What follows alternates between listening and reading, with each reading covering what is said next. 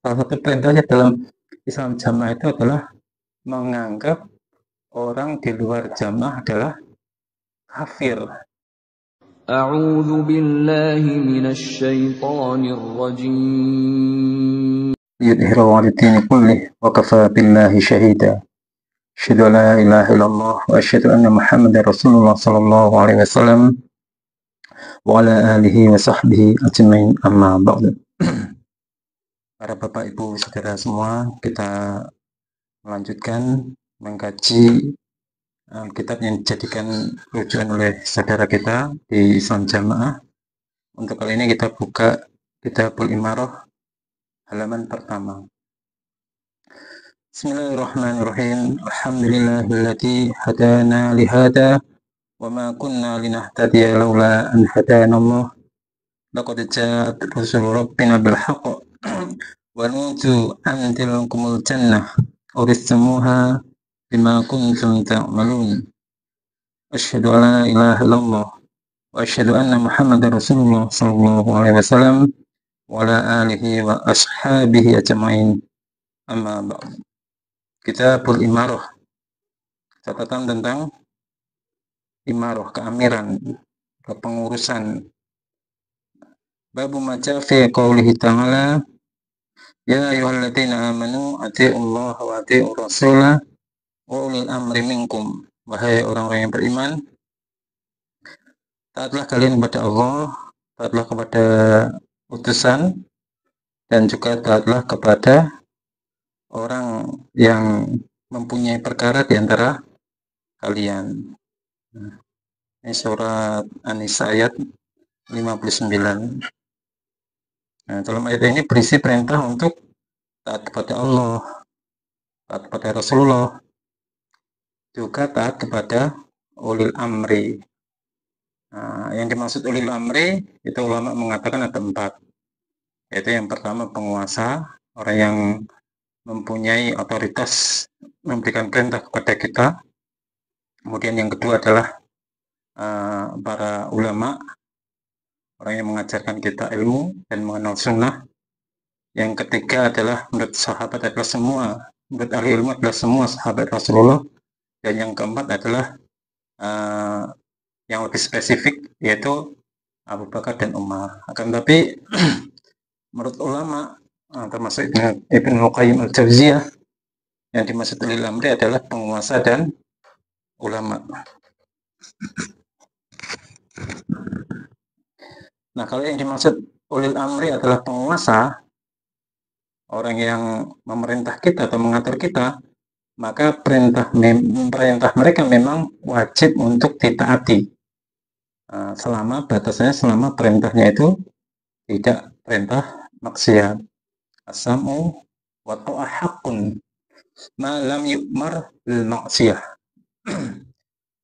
Mendengarkan dan taat kepada ulil amri, penguasa itu hukumnya wajib selama perintahnya itu tidak mengandung maksiat.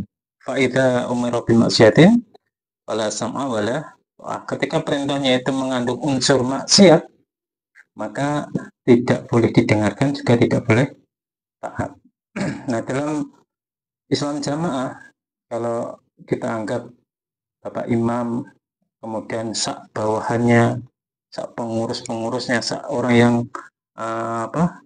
yang mengatur jamaah di situ, ijtihadnya maksiat, maka kita juga tidak boleh mentaatinya. Ini umpama Bapak Imam yang dibaiat, diakui oleh teman-teman kita yang di Islam Jamaah itu dianggap sebagai pengatur, dianggap sebagai penguasa.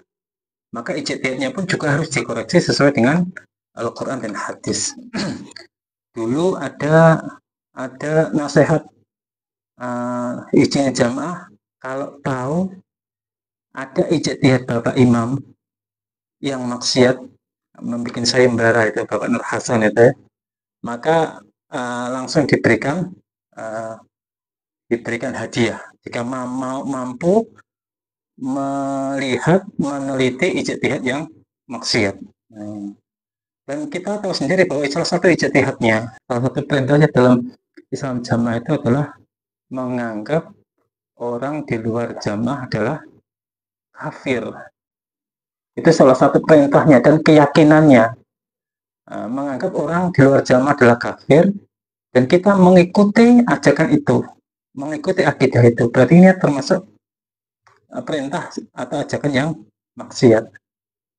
Karena menganggap kafir orang di luar kelompoknya, nah, ini perlu timbangan syariat.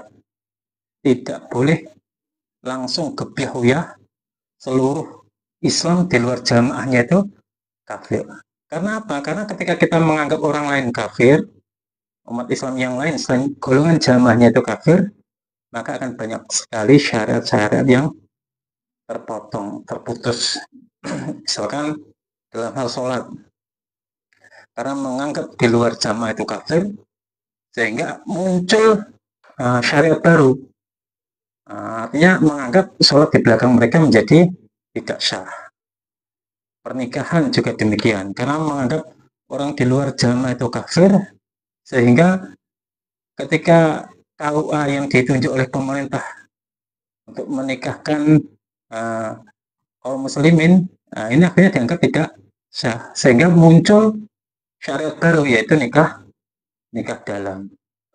Kemudian ketika kita menganggap orang di luar jamaah kita ini kafir, maka termasuk hal waris, ya kan, termasuk hal waris ini seharusnya diberikan misalkan ke orang tua yang masih jamaah. Kemudian anaknya qadarullah keluar dari jamaah, dianggap murtad, dianggap kafir, sehingga ketika pembagian waris anaknya yang dianggap keluar dari jamaah, dianggap murtad, ini hukumnya tidak mendapatkan bagian dari waris. Itu salah satu contoh rusaknya perintah yang tidak sesuai dengan Al-Quran dan hadis. Dan ketika kita mengikuti perintah itu, maka kita akan ikut rusak. Termasuk menganggap orang keluar dari jamaah itu dengan perkataan murtad, irtad murtad, keluar dari Islam. Padahal murtad itu bukan keluar dari kelompok Islam, kelompok jamaah. Tapi murtad ya, ketika secara syariat itu murtad itu kembali ke kekafiran, kembali ke dalam kemusyrikan. Ketika kita menganggap orang di luar jamaah, dianggap orang yang keluar dari jamaah itu dikatakan murtad, kemudian ada ijtihad baru, perintah. Diperintah untuk mengusir mereka, memutus tali silaturahim. Ini berarti bertentangan dengan aturan-aturan yang dijelaskan oleh Rasulullah Shallallahu Alaihi Wasallam, termasuk memutus famili itu. Ijtihadnya orang yang keluar jamaah harus diputus nasabnya. Sedangkan Rasulullah mengatakan la yadkhul jannah al-qati, orang yang memutus famili maka tidak masuk ke dalam surga.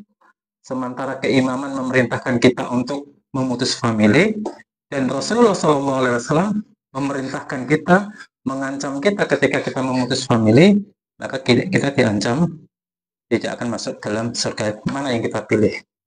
Perintahnya Rasulullah SAW ataukah perintahnya imam? Nah, itu. Maka di sini diterangkan bahwa perintah Allah dan Rasul itu wajib untuk ditaati dengan perintah dari keimaman, termasuk teman-teman semua, saudara-saudara semua yang masih dalam Islam jamaah. Ketika perintahnya itu tidak sesuai dengan Quran hadis, maka sudah sepantasnya untuk tidak dikerjakan.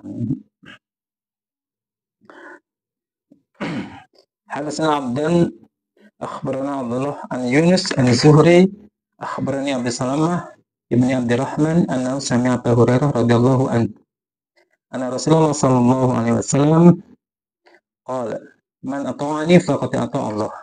Barang siapa yang taat kepadaku, kata Rasulullah, maka dia taat kepada Allah. Wa man asani faqad asa Allah. Barang siapa yang menentang kepadaku, maka sungguh dia menentang kepada Allah. Wa man ata'a amiri, barang siapa yang mentaati amirku, faqad ata'ani, maka sungguh dia telah taat kepadaku. Wa man asa amiri, faqad asani. Dan barang siapa yang bermaksiat kepada amirku, menentang amirku, maka sungguh dia maksiat kepadaku. Nah, ini Imam Al-Qadhi Ali bin Muhammad bin Abil Iz Dimaski yang terkenal dengan Ibnu Izzah, Ibnu Abil Izzah rahimahullah, dia mengatakan hukum mentaati ulil amri. Nah, yang ini termasuk perkataan Rasulullah ini, man ata'ani faqad ata Allah. Hukum mentaati ulil amri adalah wajib selama tidak dalam perintah maksiat. Ini yang perlu digarisbawahi.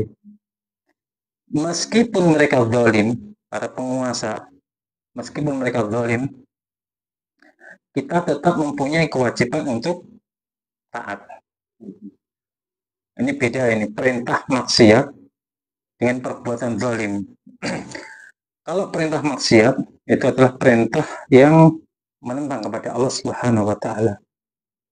Kalau perintah zalim itu termasuk perintah, misalkan di Indonesia ini ada perintah pajak. Itu kan perintah zalim. Mengambil harta kita. Tapi tetap wajib untuk taat. Sepeda motor dipajakin, kita makan di restoran dipajakin. Itu perintah zalim. Tapi kita mempunyai kewajiban untuk taat. Wa in duriba dhuhruka wa ukhidha maluka fa'ati wasmi. Ketika hartamu diambil, punggungmu dipukul, itu kan berarti zalim, perbuatan yang menganiaya. Maka tetap apa perintahnya tetap kita taati selama perintahnya itu tidak mengandung perintah maksiat, termasuk perintah untuk menentang Allah dan Rasulnya. Ini menurut Abdul Izzah tetap wajib untuk ditaati. Karena apa? Karena kalau kita keluar dari ketaatan kepada mereka para penguasa, akan menimbulkan kerusakan yang berlipat ganda dibanding kezaliman penguasa itu sendiri. Bahkan bersabar terhadap kezaliman mereka dapat melebur dosa-dosa dan melipatkan pahala. Karena Allah Azza wa Jalla tidak akan menguasakan mereka atas diri kita, melainkan disebabkan kerusakan amal perbuatan kita. Ini sebenarnya kita mendapatkan pemimpin yang baik dan buruk itu juga disebabkan oleh amal perbuatan kita. Jadi sebagai balasan dari perbuatan kita, maka ganjaran itu bergantung kepada amal perbuatan. Maka hendaklah kita bersungguh-sungguh untuk memohon ampunan kepada Allah Subhanahu wa taala, bertaubat dan memperbaiki amal perbuatan. Maka ada seorang dai yang mengatakan, aqimu daulatul Islam fi qulubikum. Tegakkanlah daulatul Islam, negara Islam di dalam hati kalian. Artinya kalau kita ingin menegakkan Islam dimulai dari diri kita sendiri, mulai memperbaiki diri kita sendiri, maka tegaknya Islam ini akan tersebar di bumi kita dari awal. Dari awal kita sudah memperbaiki diri kita sendiri, kemudian menyebar ke seluruh teman-teman kita, saudara kita, anak-anak kita, istri kita, kemudian ruang lingkup kita, lingkungan kita, nanti bisa menyebar. Itu fungsi dari dakwah. Makanya seorang imam hadis Syarhus Sunnah, mu'alif yang Syarhus Sunnah, sinten niku? Imam Al-Barbahari. Imam Al-Barbahari itu juga mengatakan, jika engkau melihat seseorang yang mendoakan keburukan untuk pemimpin, maka ketahuilah bahwa dia termasuk salah satu pengekor hawa nafsu, salah satu pengikut hawa nafsu. Namun jika engkau melihat seseorang yang mendoakan kebaikan untuk penguasa kaum muslim, maka sungguh dia termasuk barisan ahli sunnah. Insya Allah seperti itu. Kemudian Fudail bin Iyad rahimahullah juga mengatakan, jika saya mempunyai satu doa yang mustajab, yang akan dikabulkan, maka doa itu akan saya tujukan untuk kebaikan pemimpin. Kemudian ada yang tanya, coba jelaskan apa maksud engkau wahai Abu Ali. Dia mengatakan apabila doa itu saya tujukan untuk diri saya sendiri, doa yang mustajab itu saya tujukan untuk diri saya sendiri, maka tidak lebih, artinya hanya bermanfaat untuk saya sendiri saja. Tapi jika doa yang mustajab itu saya tujukan, saya berikan, saya doakan untuk para pemimpin, para penguasa negeri ini, dan mereka para pemimpin menjadi orang-orang yang baik, maka semua orang yang di negara itu akan merasakan efek dari atau manfaat dari kebaikan para pemimpin. Maka kita sebagai orang-orang yang sudah tahu, sebagai umat yang sudah tahu kebenaran, sudah tahu ilmu, ketika kita melihat carut marutnya cobaan di Indonesia ini, tentunya kita mendoakan semoga pemimpin-pemimpin penguasa di negeri Indonesia ini Allah berikan kebaikan yang luar biasa, berikan hidayah, berikan petunjuk, sehingga dalam memimpin rakyat, dalam memimpin Indonesia menjadi lebih baik, menegakkan Islam juga menjadi lebih baik, ilmu juga tersebar, syiar-syiar Islam tersebar, maka kita mentapi ibadah juga akan lebih nikmat lagi. Hadatsana Yahya bin Yahya akhbarana Mughirah bin Abdurrahman Al-Hizami an Abi Zinad an Al-A'raj an Abi Hurairah an Nabi sallallahu alaihi wasallam qala man ata'ani faqad ata'a Allah wa man asani wa man ya'sini faqad asallah wa man yutil amira faqad ata'ani wa man ya'sil amira faqad asani. Ini sama seperti atas. Ini perbedaannya tadi ketika ijtihadnya dalam jokam itu kan, kalau dalam jokam itu kan menentang, bertabrakan dengan Allah Rasul. Apalagi termasuk di dalam jokam itu ada perintah yang seolah-olah taat kepada imamnya itu melebihi taat kepada Allah dan Rasulnya. Ini juga lebih bahaya lagi ini. Kalau tadi yang saya sampaikan, mentaati perintah imamnya dalam jokam itu harus dikolerasikan dengan perintah Allah Rasul. Keimaman dalam jokam memerintahkan orang yang keluar dari jamaah dimusuhi, ya kan, dimusuhi, diputus kerabatnya, familinya. Sedangkan Rasulullah mengatakan orang yang memutus famili diancam tidak masuk ke dalam surga. Ini kan sudah bertentangan. Ini namanya maksiat seperti ini. Perintahnya itu bertentangan dengan perintahnya Allah dan Rasulullah. Ini sudah bertentangan. Sedangkan pemerintahan di Indonesia, seburuk-buruknya pemerintahan, itu tidak ada yang penguasaan, tidak ada yang seperti yang dikatakan oleh Jokam, memutus famili itu tidak ada. Tapi pemerintahannya itu bersifat zalim, menganiaya zalim. Dan dalam Jokam itu jelas pemerintah itu pemerintahan yang maksiat, yang maksiat jelas menentang. Dalam Jokam dan Islam Jami itu sudah tahu bahwa memutus famili itu adalah perbuatan yang ditolak menurut syariat. Banyak sekali cerita orang yang sudah hijrah kemudian dipisahkan dengan anak istrinya, kemudian diusir. Ada pula kemarin saya lihat, dulu saya dengar itu ada yang ditinggalkan oleh orang tuanya, ditinggalkan, diajak pergi kemudian ditinggalkan di terminal. Berarti kan memang pemahaman yang salah itu akan memperparah kondisi dari pemahaman Jokam itu. Artinya kita benar-benar salah. Ini udah tahu ini perintah yang salah, tapi ketika kita ikuti, maka akan memperparah keadaan kita. Oleh karena itu yang masih di Jokam, teman-teman semua yang masih di Jokam, tidak apa-apa jenengan membandingkan perintah dari imamnya jenengan dinilai dengan Quran dan hadis, sesuai apa enggak dengan Quran hadis, itu enggak apa-apa, dilihat, ditimbang dengan Quran dan hadis. Ketika ijtihadnya itu tidak sama dengan Quran hadis dan malah bertentangan, maka jalan yang terbaik adalah hijrah. Jalan terbaik adalah hijrah, keluar dari jamaah. Dan menetapi Islam sesuai dengan Al-Quran dan Al-Hadis. Hadatsana Ismail hadatsani Malik an Abdullah bin Dinar an Abdullah bin Umar radhiyallahu anhuma anna Rasulullah sallallahu alaihi wasallam ala kullukum ra'in. Ingatlah setiap kalian adalah pengembala wa kullukum mas'ulun an ra'iyatihi. Dan setiap kalian akan ditanya dari gembalaannya. Setiap kalian adalah pemimpin dan akan dimintai pertanggungjawaban atas apa yang dipimpinnya.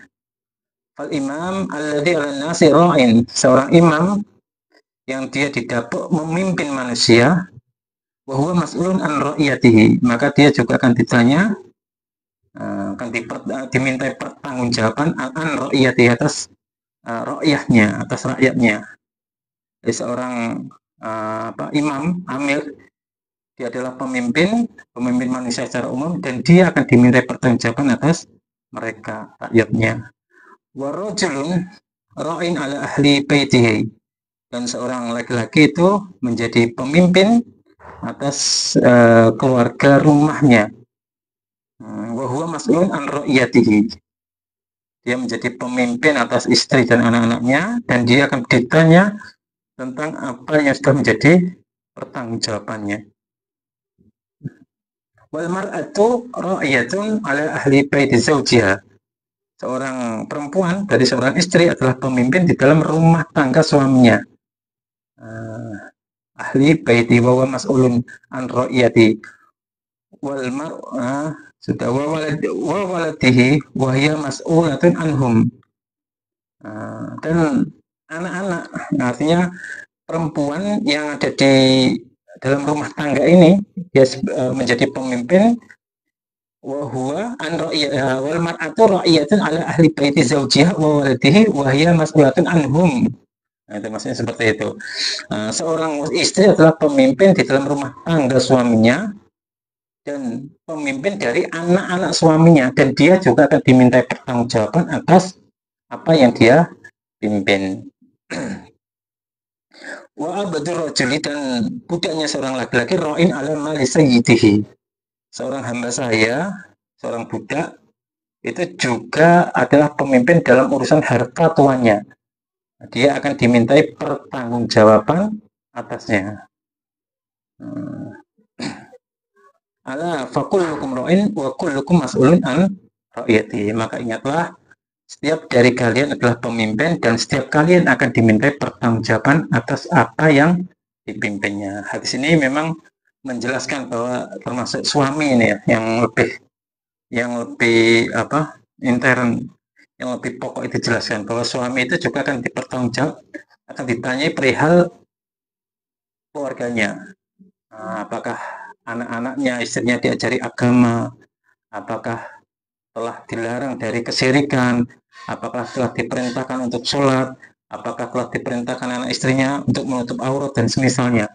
Sehingga suami wajib memberikan pengajaran kepada istri dan anak-anaknya, membimbing mereka untuk taat kepada Allah. Maka dalam hadis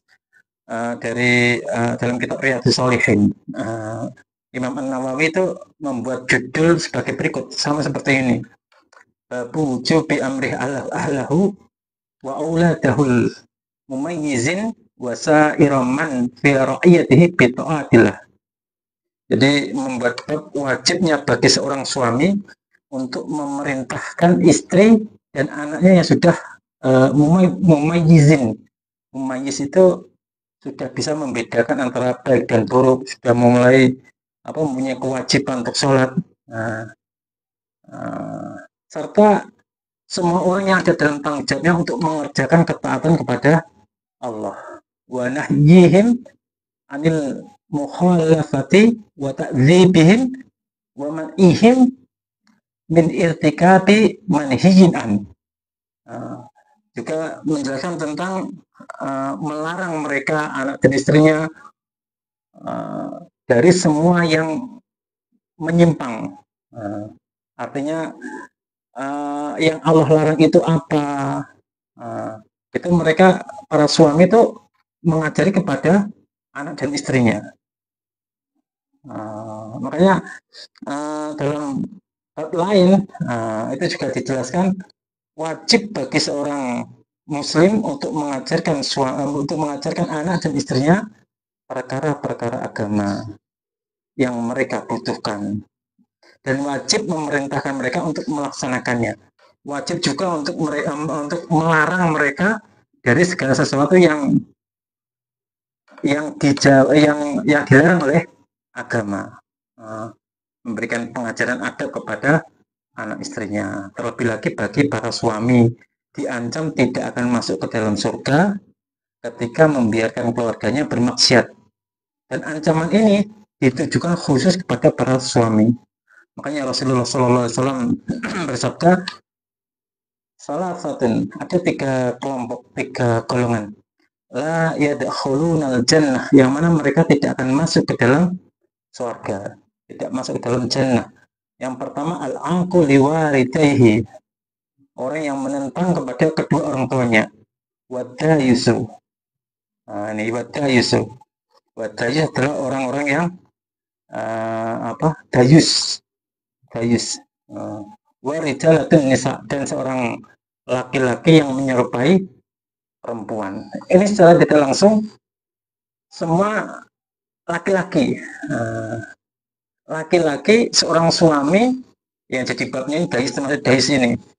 Dayus ini adalah laki-laki yang membiarkan anak istrinya berbuat maksiat dan tidak mempunyai rasa ghirah, rasa semangat untuk menasihati mereka, membiarkan mereka. Anaknya tidak sholat, dibiarkan. Istrinya keluyuran sampai meninggalkan sholat, meninggalkan kewajiban, dibiarkan. Nah, ini termasuk dayus ini. Makanya Rasulullah SAW mengatakan, salah satu qad harramallahu alaihim al-jannah mudminul khamar. Yang pertama, orang yang membiasakan minum arak. Yang kedua, wal aku, orang yang menentang kedua orang tuanya. Dan yang ketiga, wadayus. Ini yang ketiga, dayus. Apa itu dayus? Alladzi yuqirru fi ahlil khabar. Dayus itu adalah orang yang setuju, orang yang membiarkan ahli keluarganya, anak istrinya berbuat keburukan, berbuat maksiat. Maka sebagai suami, maka tugas kita sebagai suami adalah menjaga anak istri kita untuk selalu taat kepada Allah. Ku anfusakum wa ahlikum naro. Itu tugas kita. Termasuk tugas dari pemimpin ini. Masuk pemimpin ini juga akan ditanyai. Maka nasihat saya bagi orang-orang yang didapuk sebagai pengurus di dalam jokam, jenengan nanti di akhirat akan ditanyai tentang apa yang jenengan lakukan di dalam jokam, yang Anda perintahkan di dalam jokam. Saya yakin ada di pusat, yang ada di pusat, ulama-ulamanya jokam, Islam Jamaah yang ada di pusat. Saya yakin jenengan semua tahu ilmu, jenengan semua tahu batasan-batasan, Umur itu tidak ada yang tahu kapan kita mati.